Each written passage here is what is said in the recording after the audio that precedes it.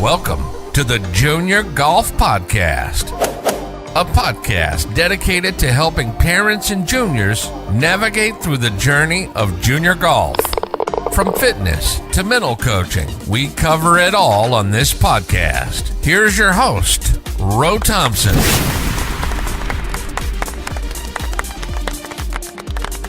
Four, three, two, one. Good evening, everyone. Want to welcome everybody to the Junior Golf Podcast. I'm your host, Ro Thompson. Man, you know, as always, we got a special guest in the building. We got none other than Jamal Hutchison from Fletcher, North Carolina. What's going on, Jamal? Nothing much. What's going on with y'all?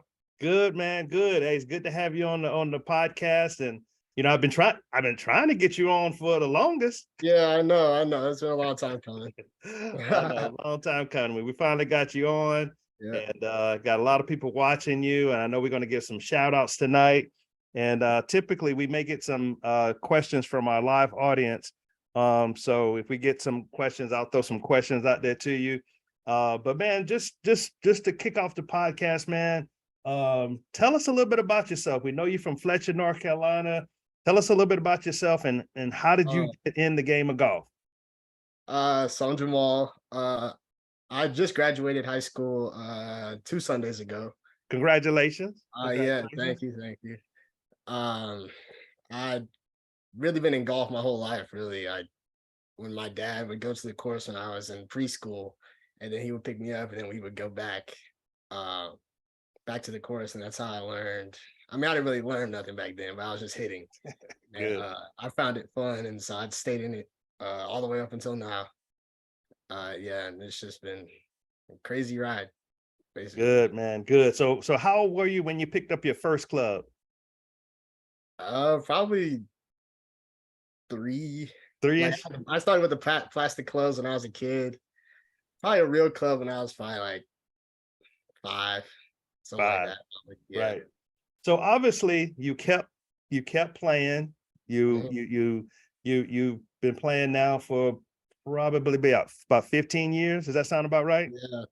So man, what attracted you to the game of golf? I don't really know.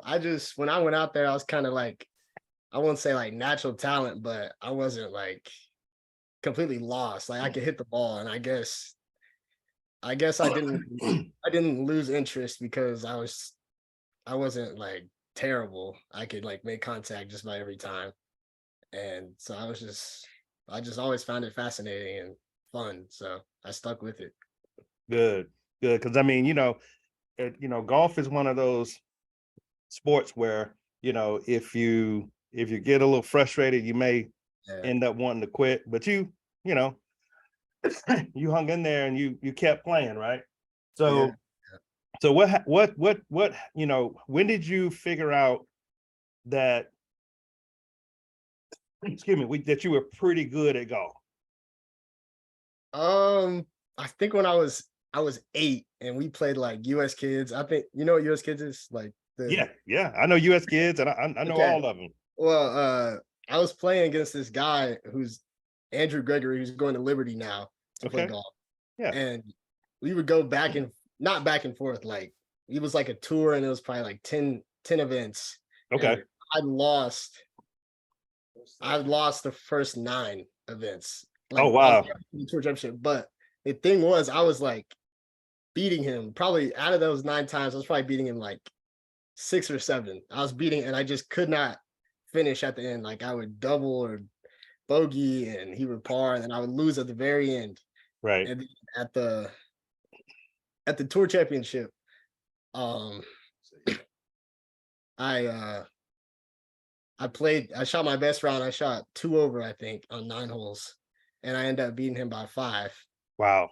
And so I was like, wow, yeah, I'll be pretty good. Yeah. I saw those scores. Yeah, because he was good. So yeah, Andrew Gregory is he's a very good junior player. Like you said, he's going to Liberty, and Liberty has a very good golf team as well. Yeah. They sure do. And so what are some of the things that you would say that has made you very good, junior player. Because when I look at the rankings, Jamal, you are a top 600 in the nation. I mean, Yeah. that's not anything to sneeze at. When you're talking Yeah. about top 600 out of 10, 15,000 junior golfers. I mean, it's a lot. It's a lot more than that, but it's about 10 to 15,000 that show up on the junior golf scoreboard. You're top 600 out of all the junior golfers. So what have you been doing to get yourself to this point where you are very, accomplished junior golfer? I'd say probably like my attitude. When I was young and I like have a bad hole or like didn't get off to a good start, I would kind of like I would let it affect me, and I would get down on myself. I wouldn't like slam or throw clubs, but it would just I just couldn't bounce back that well. But now as I've gotten older, I've been like calm and collected when bad things happen. So that's how I can like finish rounds when it's not going great. I can salvage rounds when it's not going great, and like I never really get too amped up like when I'm playing well either. I'm kind of just level headed, Right. which has been good. So what do you so what do you tell yourself when you're playing, like if you have a bad hole? In golf, everybody typically has a bad hole. Yeah, What do you tell yourself to keep yourself calm, cool, collected, as you just said? yeah. I mean, like really just 'cause most of the time it just comes down to like one bad shot. Unless you make like a really big number, it really just comes down to one bad shot. So it's like you didn't play a bad hole, you hit like one bad shot. So Right. it's not like you can't I mean you can stress over that one shot, but I kind of just go by that and just play the rest. Just not thinking about that. It's hard to do and it took me a while to get there, but um I kind of just go with the flow. Like you can't change it now after it's already happened. That's true. I remember Dustin Johnson said, "There's nothing you can do about a bad shot, so you Yeah, might as well just let it go." right, right. So talk to us a little bit about your practice routine. What's your practice routine like on a day where you don't have school, where you can just go and do what Jamal do to make sure that you are getting better? Yeah, so like summer, I'll probably wake up not necessarily early, but not That like was early. What's your probably early? like 8:30. Okay, that's not too Uh, bad. and then I'll probably get up and then go to the gym, work out a little bit. Um, then eat lunch, and then I'm at the course for the rest of the afternoon, probably to like 8 o'clock. I actually had to cut it short because I'm just kidding. But yeah, I'd probably be at the course till like 8 o'clock at night, just pretty much the whole afternoon. Putting, chipping, all that, hitting balls. Okay. Now tell us not because we got some juniors that's going to be listening Yeah. to Jamal. So you got to give us some details. You got to give us some Uh secrets. You got to give us some secret sauce now. Come on, talk to us. so I usually always start with putting because Okay. that's like my that's like my toughest thing. Like if I could putt, I You would be be lights so out. happy to go. Yeah. Now, what kind of putting drills are you working on when you're on the court? Like the gate drill, because my stroke has been it gets iffy on like Okay. especially like left to right putts. I just can't make a solid stroke. So Okay. I always start with like the gate drills. I can get my putter going through straight, get my stroke right. And I have to do putting first because if I do it last, like it's just it's the most boring part Right. of practicing to me. So I gotta get it out the way because I might neglect it if I do it at the end. So I gotta get out the way and like I'll do with that. And then really I'll put some tees down at like 4 feet. Okay. Like gotta make those. Uh Right. That's like 99%, right? right, yeah. Yeah. I try to go around 3 times without missing. Okay. Doesn't always happen, but uh I just keep going and then finish with lag putts. Okay. My lag putting's decent. It's pretty good, I would say. Um, so yeah, I always gotta stay sharp on that. Okay, good. So we got your putting. So what typically happens after you get in your putting practice? Then I'll go to the chipping green. Okay. You know, chipping, bunker shots. I can't really do it that well, but I try to like repeat the same thing over and over because I'm like a handsy type of chipper and player. Okay. I mean, I'm a So pretty good chipper. you more of a field Yeah, or yeah. you more of a, hey, 10 yards, 15 yards, 20 yards? No, yeah, definitely feel. Definitely field. Okay. Like I I go to the chipping green and put 3 balls down and like hit the balls 3 different ways to one flag. Okay. And but I really been trying to like focus on being more mechanical, like trying to repeat the same stuff over and over again because like Okay. under pressure, that's a little bit better than trying The field. Yeah. Right. So yeah, I usually do that, and then like bunker shots, like just trying to repeat the same thing. Like get it in like a little, probably about 5 foot circle because that's pretty good shot. Those are like makeable range putts for pars or birdies or bogeys, Right. whatever. So I try to get there. And then probably I'll step back to like 30, 40 yards Okay. and try to hit pitches landing in roughly the same spot Okay. with like the same amount of spin and all that type of stuff. Okay, good. And then after you finish your chipping, but hit your irons and your driver. Yeah. I'd say always start with wedges. That's probably the best part of my game, I think, is Your wedges.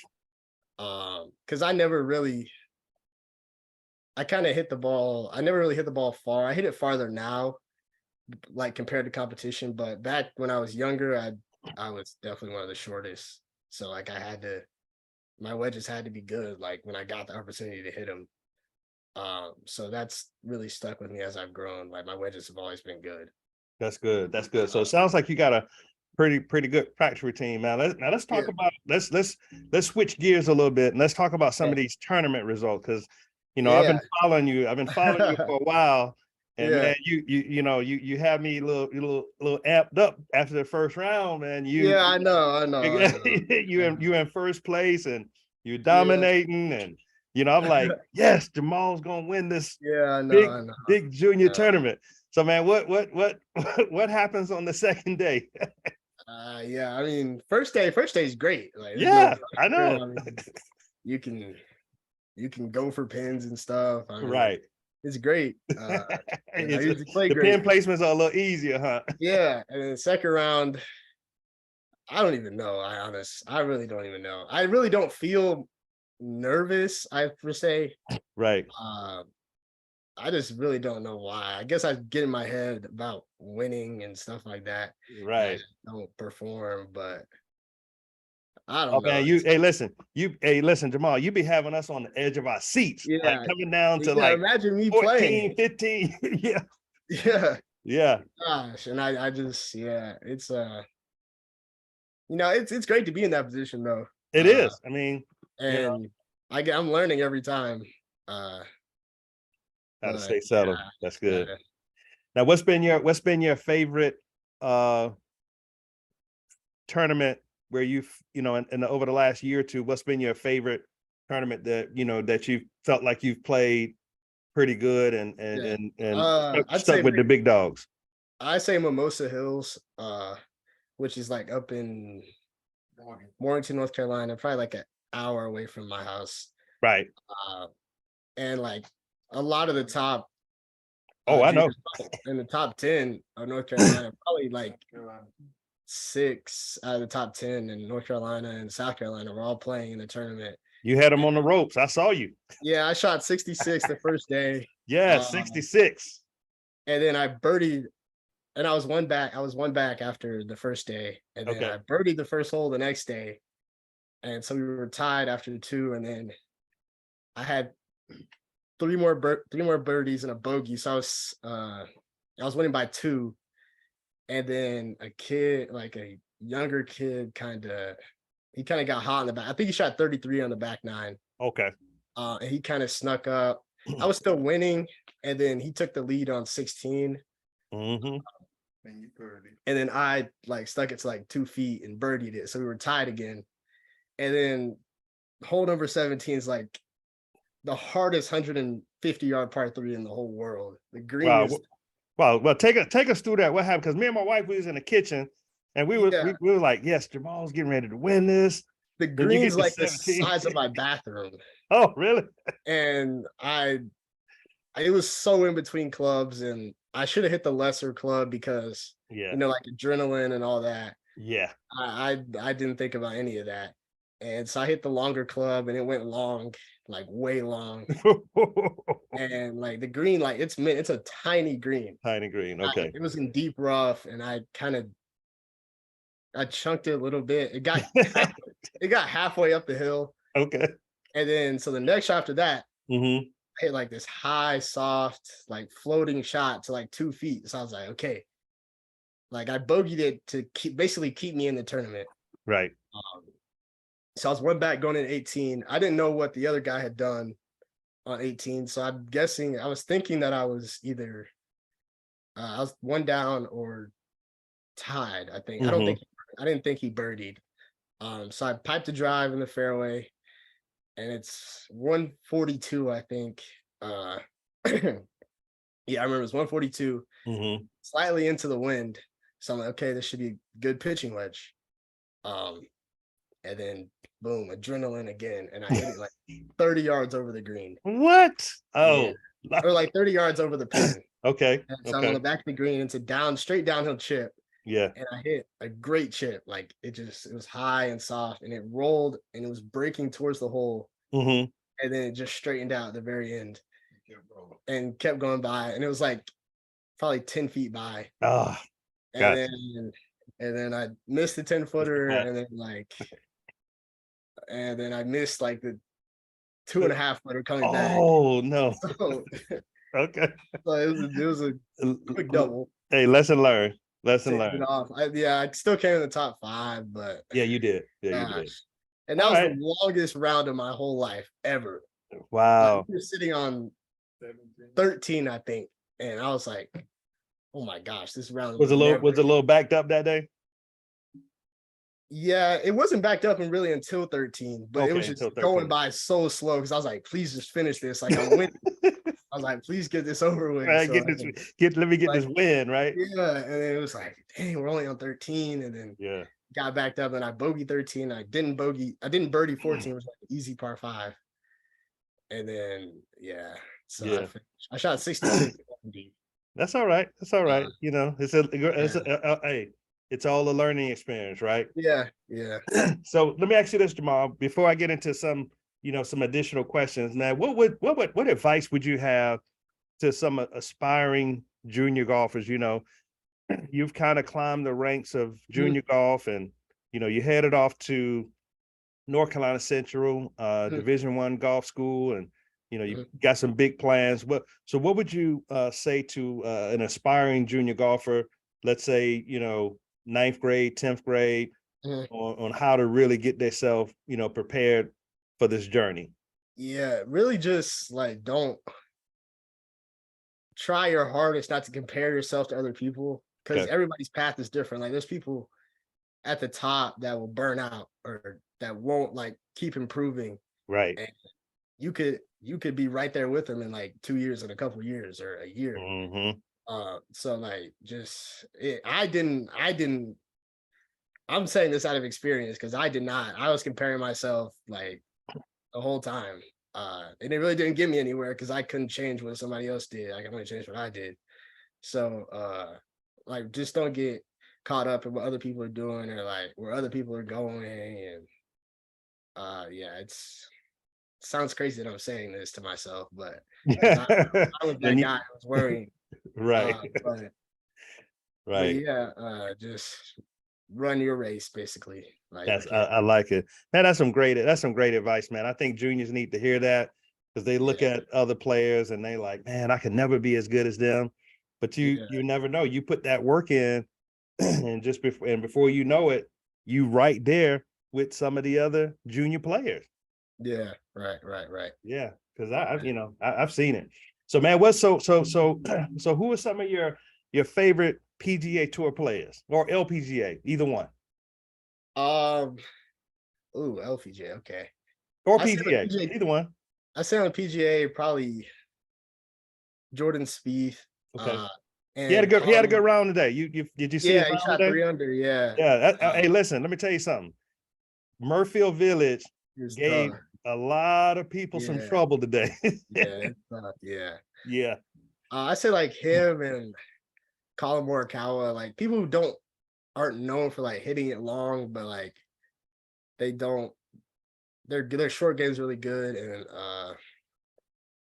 and they can putt really well, or maybe not Morikawa, but well. Right.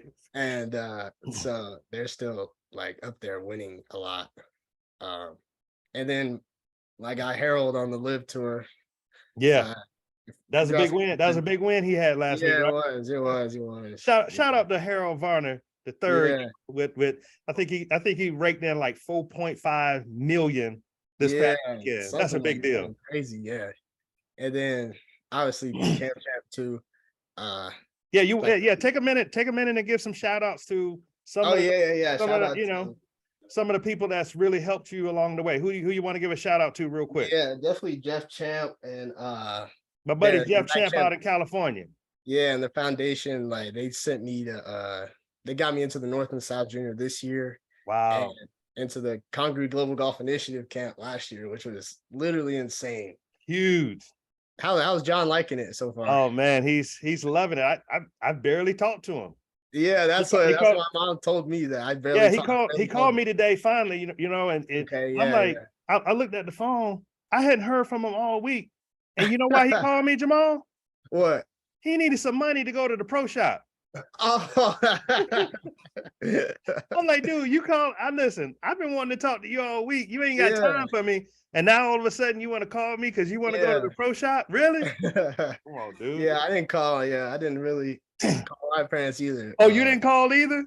I mean, probably once every other night I called. Oh yeah. That's how y'all do us. Y'all really show y'all love for us while y'all gone, right? Well, I tell you, y'all tough, man. Y'all tough, Jamal. Yeah. So Jamal, that place was amazing. Like, shout out to them for getting me into that. That was so now what so let's talk about Congaree for a second, man. What was I know there's a lot of my gosh great things about Congaree, but give us your top 2 favorite things about the Congaree initiative. It's hard to think. I say one of them is the course. The course is sick. Man, that thing's tight. It's tight. Yeah, it's chipping is tight. I mean, there's no rough. Yeah, there's no room for error when chipping or striking irons. Like it's just, but it's so pure, and greens are amazing and everything. And I'll say second.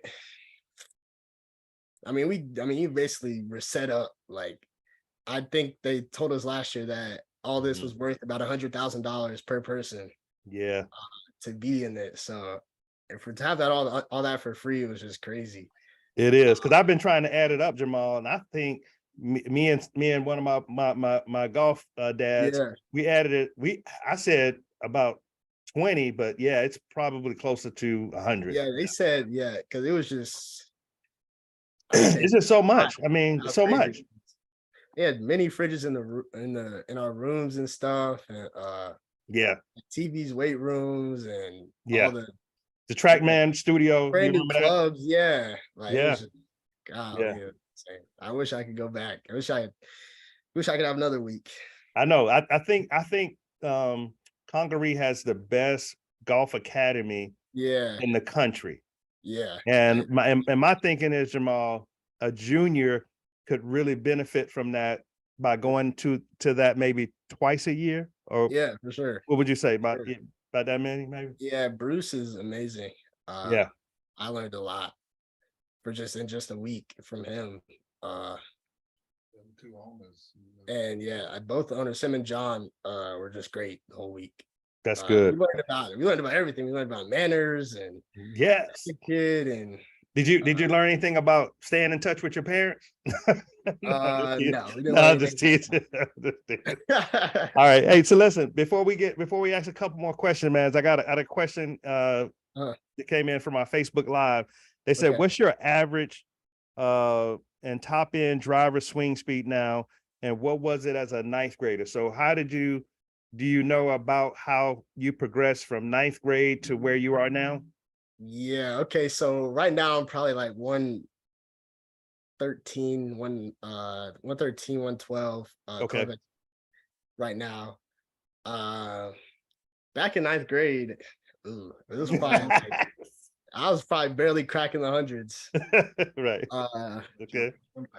Yeah, I was hitting the center of the face though, so I really didn't lose too much distance. But Okay. but yeah, it was probably like 103 or something. Okay. 2, if that. I might be. Did you and did you work on anything? Did you work on anything, Jamal, to increase Yeah, I your definitely speed? Yeah, I definitely started working out harder. Really 2 summers ago and last summer, I really amped up. Okay. But I also got bigger. Like I was probably 8 inches shorter. Okay. Ninth grade. So it kind Okay. of I grew a lot. So Okay. still not tall, but Right. yeah. I don't know why. I don't know why didn't you get some height from your Yeah, dad? I know. I got no height. Oh my gosh. Now, Jamal, what's in the bag, man? Tell us about some of the So special I got pieces. Your ooh, whip sticks. Tell us a little bit about that. You know, what you got going on? so my putter, I have Odyssey Toulon, Las Vegas. Okay. I actually got it from my friend who's a professional golfer. He gave it to me for a good price. Okay. Really like I've had it. Is that last year I got it? Or 2 years? I think I got it probably about a year and a half ago. Or yeah, probably about a year and a half ago. I really like that. And then wedges I got from Congaree. Okay. I got the Ping Glide wedges. Okay. 1 degree upright, I think, or 1 degree flat. Can't remember, but it's Okay. the red dot on the pings. Okay. Is that your 54 degree, 60 Yeah, degree? I got 58, 54, and 50. That's perfect. Okay. Yeah, I definitely like that.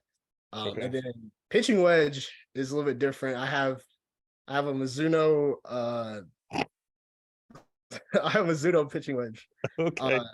And I'm sure Because there's a reason for that, but we won't have because to the get into it right the now. ping pitching wedge, I Uh-huh. don't know if the loft was a little bit higher or something, but the gapping was just better. Like this one Okay. goes farther, so the gap it made the gapping better Okay. from my pitching wedge, from my gap wedge and 9 iron. Okay. It fit better, so I'm sticking with the old pitching wedge. And my irons are all the ping I-525s from Congaree with Dynamic Gold S120, I think. Okay. X120 or something. All from Congaree. That's 9 through 4 iron. Okay.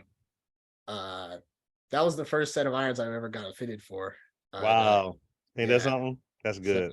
yeah, I was excited to hear about that when I first signed up. And then I have a 3 hybrid that is an Ping? M4. Oh, that M4, TaylorMade M4. Okay. I've had for 5 years, I think. That's one of your favorites?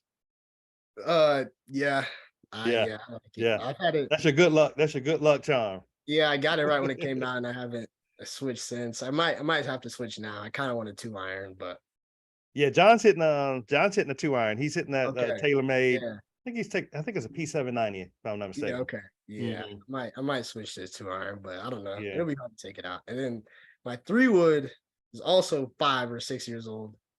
Was I that M4? got the 2 clubs at the same time at the exact same store. Like we Okay. got them at the same time. The face is like dented. Like I've hit it so many times. Yeah. But like I can't get rid of it. I don't know what I'm gonna do if like I ever crack it or something. I can't get rid of that thing. I don't. I'll probably hit it forever. And what about your driver? And my driver, it cracked. I had a Callaway Epic Speed Max LS, but it cracked when I was playing a scramble tournament. So right now I'm stuck with an M1 and my dad's old M1, which I actually like. It's actually going better than the Callaway. Okay. You may be ready for some tailor-mades. Yeah. Yeah. I'm probably looking to get fitted sometime this month. Yeah. For a new driver, maybe a couple other new clubs, not 3-wood though. And yeah, so kind of working with a mixed bag right now. Yeah. And sometimes that works. Hey, if it's anything that I'm comfortable with. Yeah, that's good. So now let me ask you this, Jamal. What are some of the favorite courses you played around the country? Definitely Congaree. Congaree. Okay. Yeah, I just love that place. Is Congaree your number one? Yeah, I'd say something like that. Okay. And then I don't know if you're familiar with the Cliffs courses. I heard of them. I heard of the Cliffs in North Carolina, right? Yeah, north and south. Majority of them south. Okay. The one Walnut Cove is by my house. Kind of, it's probably like 20 minutes away. Okay. It's up in the mountains and like there's straight downhill par 3s and straight uphill par 5s and all that. Right. But it's in the best condition. That's probably the best conditioned course I've ever played. It's just nice all year round. And I played Cliffs Kiwi Vineyards, which was really nice also. It's like on the lake, on Lake Kiwi. And it was really nice. There was water on pretty much every hole. But yeah, really like that course. I'm trying to think of the ones I played. They're really nice. Yep. So we got Jamal Hutchison from Fletcher, North Carolina on the podcast tonight, y'all. And he's a great junior golfer, doing some great things. And so Jamal, you headed to North Carolina Central.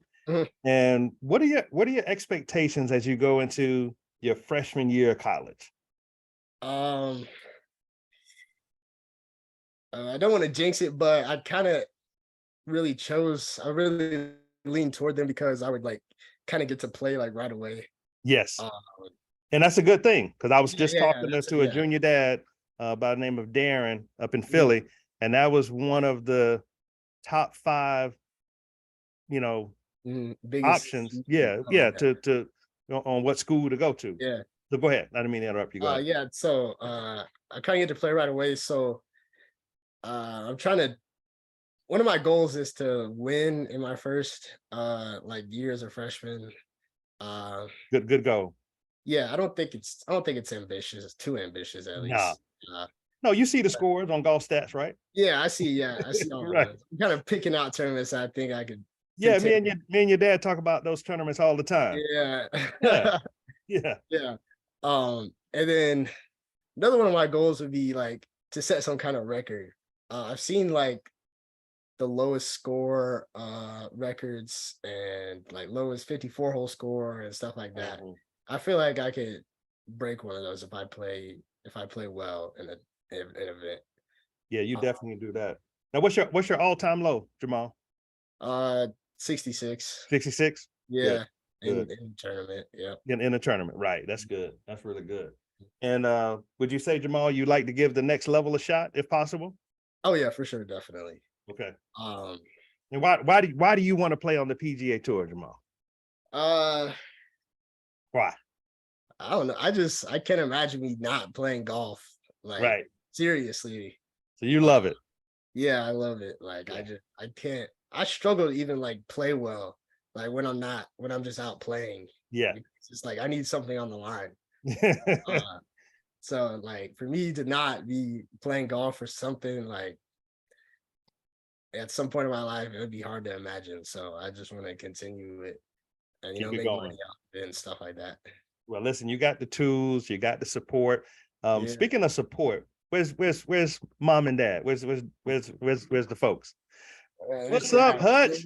How are you, sir? Man, I'm good, man. And listen, I appreciate you allowing Jamal to do this podcast tonight. And man, for all the parents that's listening out there, man, what kind of advice would you give to the parents that have junior players that's maybe on that cuff, that's playing but hadn't quite reached that elite status yet? What's some advice that you would have for them, Hutch? I would kind of tell them that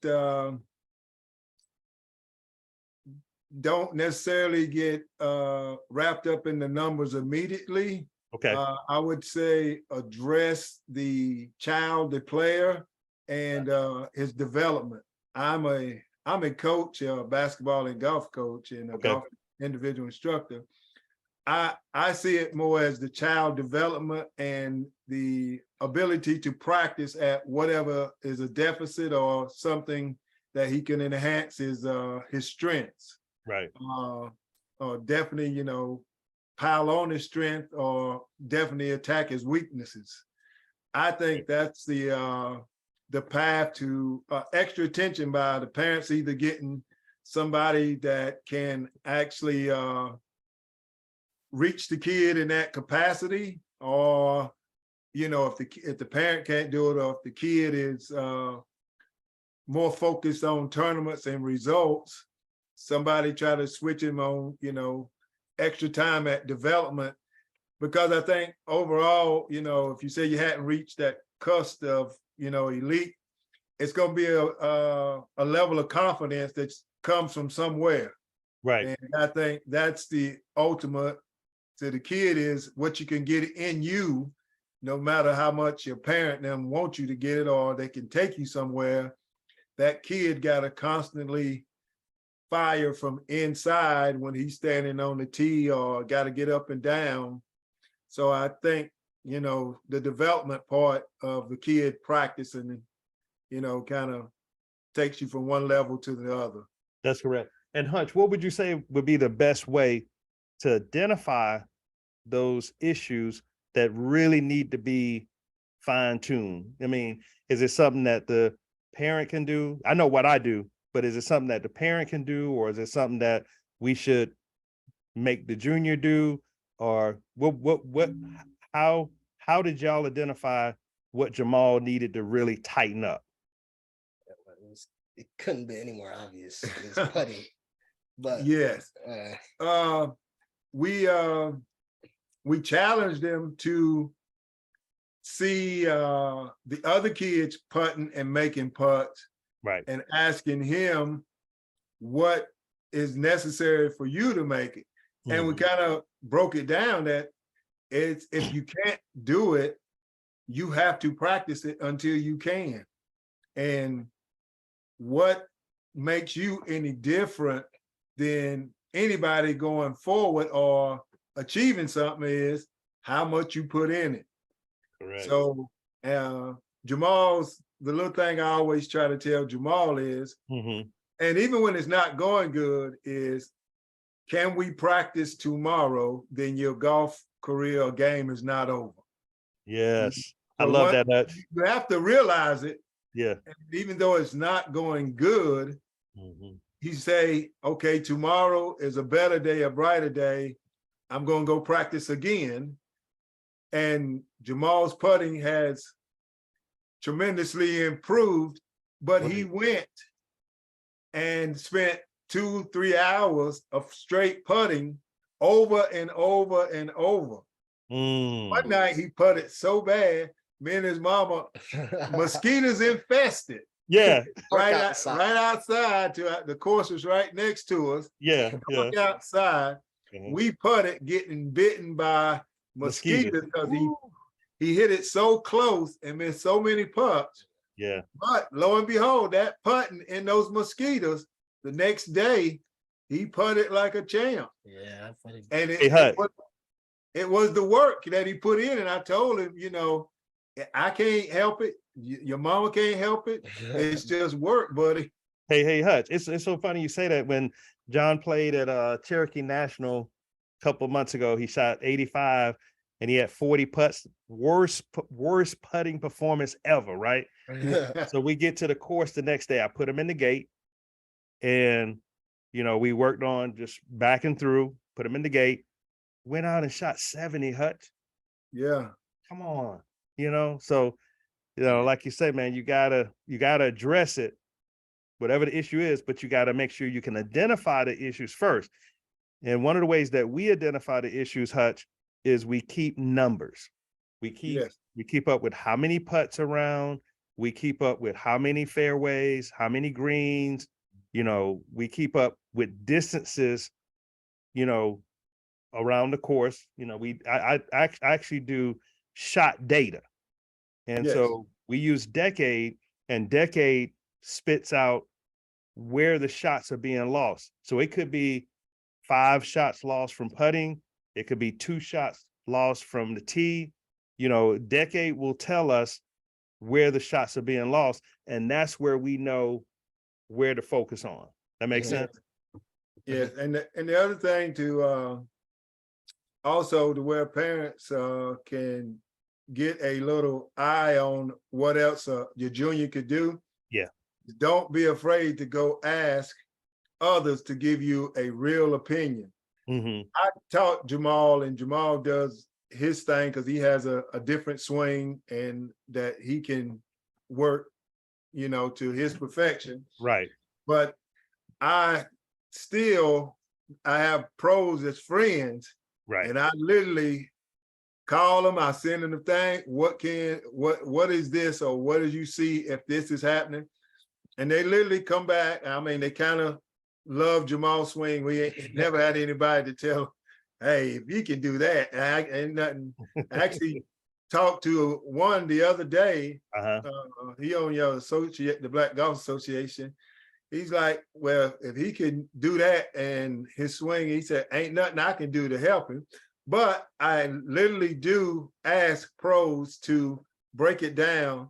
And that's how I learned to share with him, is not being afraid of hearing somebody say, okay, he needs to do this. He doesn't always try it because one of his strengths is being a stubborn golfer, that his confidence is in what he can do. Right. And a guy told me one time, that's what make a great golfer is you can't back him off what he know he can do. Right. Is a driving force. And that's a part of confidence. But we are not afraid of listening to people's ideas or thoughts, but we share it with each other if it works. And he usually tells me whether or not he feels it with his feel. But he don't change it. He don't change his whole swing because that's his thing. But we do listen to other people, and I ask often so I can learn. So when it does go bad, you can fix it. I can fix it. That's and right. We've been lucky with that I've been able to diagnose it pretty quick. So he kind of stay in the realm. So that's good. So Hutch, let me ask you this before we get ready to wrap up, because I'm gonna ask Jamal one last question. You and Jamal, who do y'all want to give some shout outs to? Because this has been a journey. Yeah, for this sure. this hasn't been a overnight thing.